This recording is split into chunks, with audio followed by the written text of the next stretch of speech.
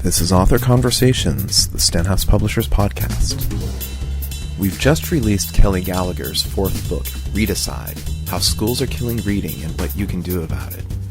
In the first of several podcasts, Kelly describes how his students' comprehension skills have dulled and their love of reading diminished as a result of years of high-stakes testing. Well, the idea for Readicide, like the idea for all of my books, came out of my own classroom, where I've noticed that the number of students who like to read seems to have dwindled with each passing year. The only reading that many of my students do now is school-mandated reading, and frankly, they don't even do the academic reading very well. For the most part, my students can read text, they can read at a literal level, they can Google, they can find information quickly, but if you put that information in front of them, you put that text in front of them, and you ask them to analyze or synthesize or evaluate, they have a real hard time doing that.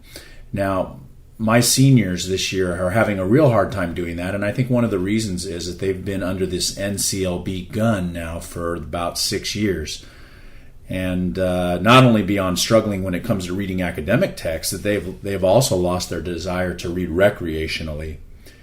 I think that it's becoming obvious that in chasing test scores, we're killing the love of reading.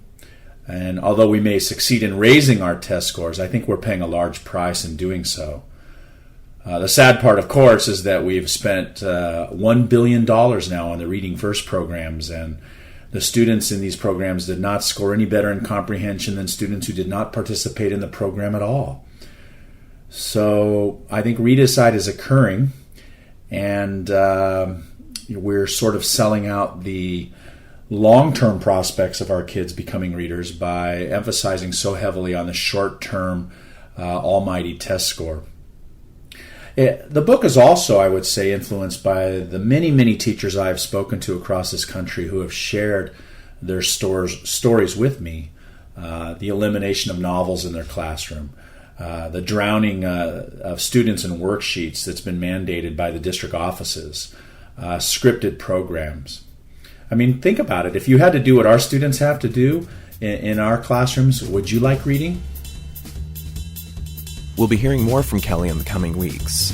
Be sure to check out Readicide, as well as Kelly's other books, Reading Reasons, Deeper Reading, and Teaching Adolescent Writers at www.stenhouse.com. Thanks for listening.